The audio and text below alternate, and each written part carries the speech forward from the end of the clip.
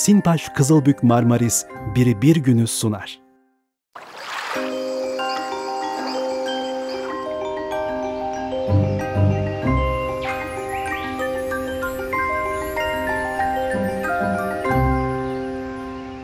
Selamun aleyküm erenlere, gönül verenleri sevenler. Niye böyle dediğim artık ehlinin malumu, uzun uzun anlatmaya gerek yok. İmam Ali Efendimiz'e bir gün birisi gelmiş, sahabeden bir zat. Demiş ki ya Ali, çocuğumuz oldu. Onu nasıl yetiştirelim? Mühim sorudur. Çocuk sahibi olanlar bu sorunun ne kadar kıymetli olduğunu anlarlar. İmam Ali Efendimiz bakmış, çocuk doğdu mu demiş. Doğdu ya Ali. Çok geç kalmışsınız demiş. Çocuğun eğitimi annesinin karnında başlar. Mühim. Şimdi düşünün ki anne o çocuğa yüklüyken ne yedi, ne içti, ne dinledi, ne okudu, neyle meşgul oldu, neye mahzun oldu, neden dolayı sevindi, haleti ruhiyesi nasıldı, göklerle irtibatı nasıldı, kalbinde ne vardı? Hepsi bir genetik kod olarak sarıp sarmalanıp o çocuğa intikal ediyor. Hatta ötesini söyleyeyim. Daha anneyle baba tanışmamışlar. Baba hayta hayta genç bekar dolanıyor, akıllı adam. Hala bekar. Dolanıyor. Babanın meşgul olduğu şeyler, zevkleri, korkuları, endişeleri. Hatta ötesine gideyim. Baba daha doğmamış. Babanın babası, onun dedesi. 7 kuşak öncesine kadar alır, getirir, etkiler. Bunun için diyorlar, aslan kocasa da vermez avını. Aslı kurt yavrusu gene kurt olur. Mutlaka bir iz taşır. İlber Hoca'ya bir zaman sormuştuk. Hocam entelektüel nasıl olunur? Hoca cevap vermişti, cahiller. 3 üniversite bitirerek olur. Hocam bir dakika şimdi millete bir üniversiteyi bitirttiremiyoruz. 3 üniversiteyi nasıl bitirttireceğiz? Öyle değil demişti. Sen üniversite bitirmiş olacaksın. Ama baban da üniversite bitirmiş olacak. Ama deden de üniversite bitirmiş olacak. 3 kuşak yansıyacak. Sözü çok uzattım. Padişahın biri bir gün Hızır Aleyhisselam'ı görmek derdine düşmüş. Neyzen Tevfik merhum Hızır'ı ararsan kendinde ara, bulamadım gibi rezalet etme der. Hızır'dan murat nasihattir. İnsan dönüp kendinde arayacak ama Hızır Aleyhisselam da devletlu. Bazen insanların karşısına çıkıverir. Yalnız hep şöyle bekleriz. Böyle nurani bir ihtiyar, güzel bir yüz, tatlı bir eda.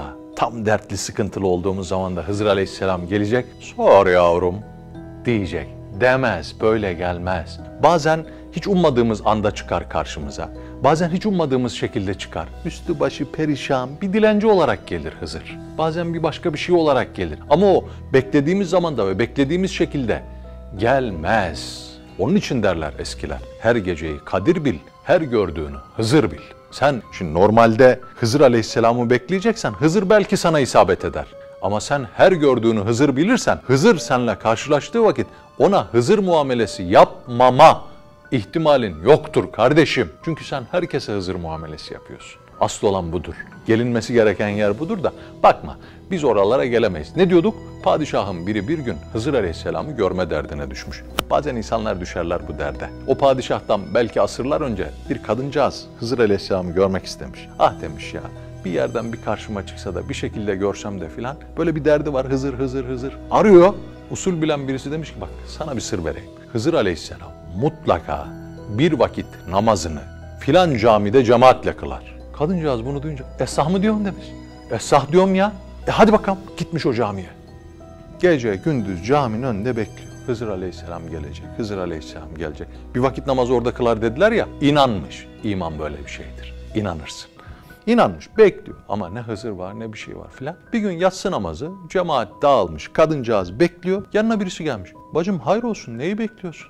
Bana dediler ki Hızır Aleyhisselam gelip bir vakit namazını bu camide kılamış. Kadın Kütahyalı. Kılamış. Onu bekliyorum ama daha da denk düşemedik gali. Adam demiş ki peki görsen tanır mısın sen Hızır'ı bacım? Yok ben nereden tanıyacağım aga? Ama demiş bu camide kıla dediler ben de geldim bekliyorum. Bak demiş kızım sana bir Hızır'ı nasıl anlayacağına dair ipucu vereyim. Bak demiş şu caminin kandilleri yanıyor mu? Bakmış kadın böyle. Yanmıyor demiş. Hızır demiş buradan bakınca caminin kandillerini yakan adamdır. Bir bak bakayım şimdi yanıyor mu demiş. Kadın bakmış vallahi yanıyor demiş.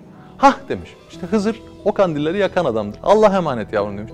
Allah'a emanet baba demiş. Gitmiş Hızır. Kadın akşam eve gelmiş. Kocası demiş ne yaptın bulabildin mi Hızır? Bulamadım emme. Nasıl bulacağımı öğrendim gali demiş. Lan Hızır gitti. Bunlar bir defa çalar kapıyı. O bir defa da kapıyı aralayıp içeri girmek lazım. Neyse padişahın biri bir gün Hızır Aleyhisselam'ı görme derdine düşmüş. Toplamış veziri, vüzerasını, bilenlerini, devlet erkanını. Hızır Aleyhisselam'ı görmek istiyorum demiş. Ne yapın edin beni Hızır'la buluşturun. Ya sultanım o öyle hani görmek istiyorum diye görülecek birisi değildir. Ben padişahım gelsin deyince gelecek birisi değildir. Biz hani bu konuda bir şey yapabilecek kimseler değiliz. Padişah küplere binince demiş. Hızır Aleyhisselam'ı görmek istiyorum demiş. Bu kadar. Araştırın, bulun, sorun, tellallar çıkartın, alimlere danışın. Bunun yolu neyse beni bu dertten kurtarın. Hızır'ı görmek istiyorum.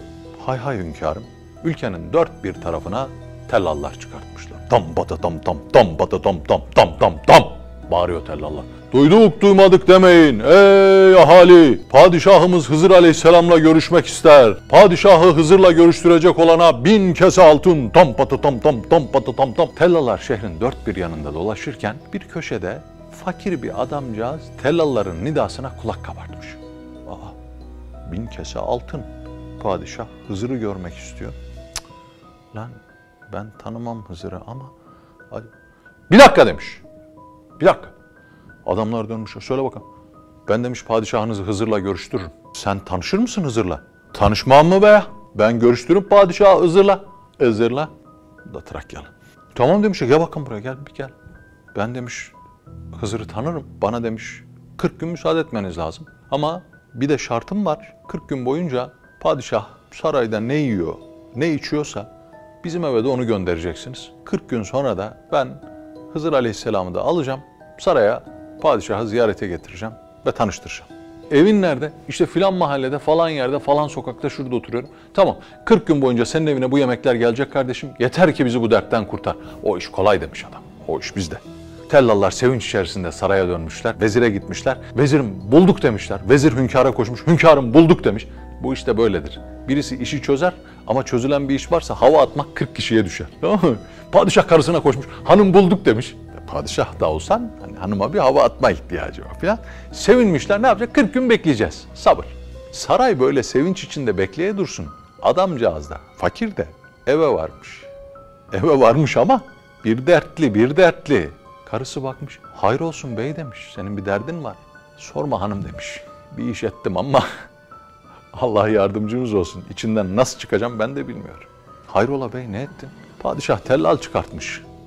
Hızır'la görüşmek istermiş.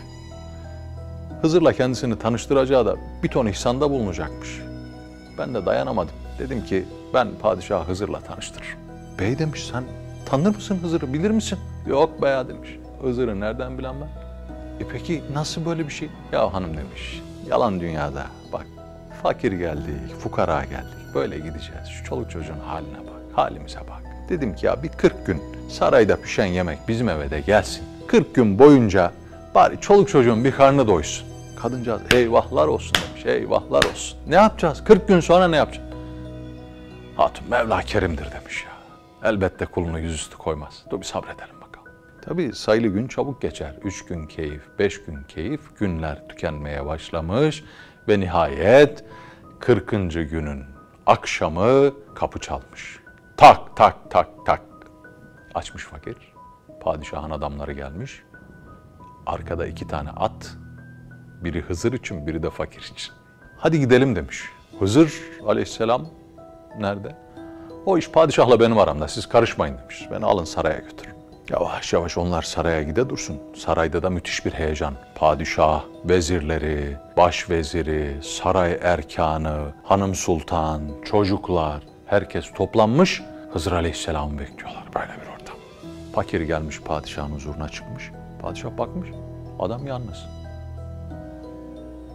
Hızır Aleyhisselam nerede demiş. Adam boynunu bükmüş. Hünkârım demiş. Ben bir hatadır ettim. Hani ben bilmem, Hızır'ı da tanımam. Fakat fakiriz. Açlıktan perişan vaziyetteyiz. Bir 40 gün rahat edelim diye istedim. Bir yalandır. Söyledim. Allah da beni affetsin. Siz de beni affedin. Ama hani affınıza sığınırım hünkârım demiş. Ben bana yakışanı yapamadım ama siz size yakışanı yapın. Padişah küplere binmiş. Bu ne densizliktir demiş. Bizim bu işi ne kadar istediğimizi bilmez misiniz? Padişahı kandırmaya nasıl cüret edersiniz? Sinirden yerinde duramıyor böyle ortalıkta. Vezirlerine dönmüş. Ne ceza verelim biz bu adama şimdi demiş. Söyle. Başvezirim sen söyle. Başveziri bakmış. Hünkârım demiş. Padişahı kandırmak büyük bir suçtur. Bir defa ahalinin içerisinde padişahın kandırılabildiği duyulursa önüne gelen sizi kandırmaya kalkar. Biz bu adamı keselim. Etlerini parçalara ayıralım. Her parçasını şehrin bir köşesine asalım. İnsanlar görsün padişah efendimizi kandırmanın cezasının ne olduğunu. O sıra arkadan bir adamcağız gelmiş böyle, bir vezire bakmış, bir fakire bakmış, bir padişaha bakmış. Aslı aslına, nesli nesline, huu deyip geri çekilmiş. Allah Allah, bu adam kim filan? Karışıklık. Az sonra padişah diğer vezirine dönmüş. Sen ne dersin vezirim?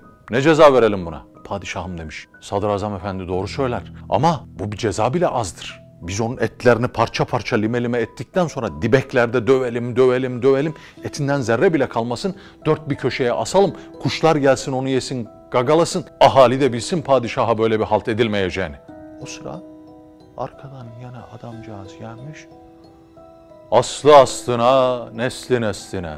Huu deyip geri çekmiş. Ya padişahın dikkatini çekmiş. Kim bu aslı aslına, nesli nesline, huu? Ne demek? Ses etmemiş. Üçüncü vezirine dön. Vezirim sen ne dersin? Vezir bakmış. Hünkârım, kabahat büyüktür. Ancak sizin şanınıza düşen de affetmektir. Adamın kötü bir niyeti yok. Kursağından lokma geçmemiş. Çoluk çocuğu aç. Bu sizin de bizim de sorumluluğumuzdur. Bizim halledemediğimiz bir mesele yüzünden bu adam bu halde. Bu adamın bir derdi varsa bunu çözmek bize düşerdi. Onu çözememişiz. O da bir yanlıştır, yapmış. Kula düşen yanlışlıktır ama sultana düşen de yanlışı affetmektir. Siz kullara nasıl muamele ederseniz Allah da size ahirette ola ki öyle muamele edecektir. Orada affedilmek isteyen burada affetmeli sultanım. Gene de ferman padişahımındır demiş. O sıra o adam bir kez daha gelmiş. Bakmış böyle bir üçüncü vezire muhabbetle, bir padişaha bakmış şöyle, bir fakire bakmış. Aslı aslına, nesli nesline. Huu! Padişah, dur bakayım demiş. Üçtür, aynı sözü söylüyorsun. Sen kimsin? Bu fakirin bir arkadaşı mısın? Fakire dönmüşler. Seni tanıdın. Yok demiş efendim, ben ilk defa görüyorum kendisini. Saraya nasıl girdi, bu kimdir falan? Adamcağız demiş ki hünkârım, benim kim olduğumu öğrenmeden önce vezirlerinizin kim olduğunu öğrenmek ister misiniz? Vezirler şaşkın bakmış, padişah şaşkın, ahali şaşkın. Söyle bakalım demiş, kimmiş benim vezirlerim? Birinci veziriniz demiş, bir kasabın oğludur. Nitekim babası gibi ancak kesmeyi, biçmeyi bilir. Dedi ki bu fakirin etlerini keselim, doğrayalım, asalım. İkinci veziriniz bir aşçının oğludur. Onun da işi gücü babası gibi. Dibekte dövelim, parçalayalım, götürelim, kuşlar yesin. Odur. Üçüncü veziriniz bir vezirin oğludur. Babasının oğludur. O da dedi ki affedelim. Sultana düşen affetmektir. Geda hata eder, sultan affeder. Bana gelince sultanım, ben de arayıp durduğunuz Hızır'ım. Allah şu fakirin gözyaşları hatırına beni buraya gönderdi. Hızır'dan murat nasihattir sultanım.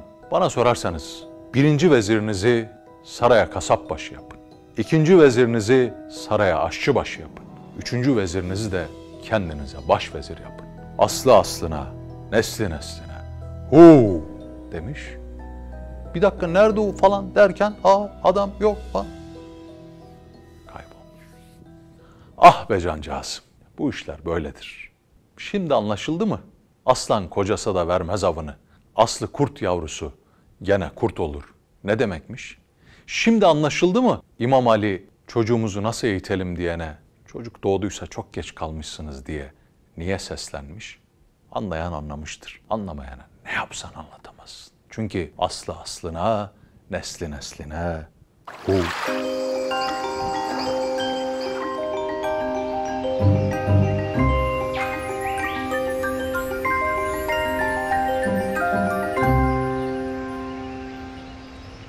Sinpaş Kızılbük Marmaris Biri Bir Günü sundu.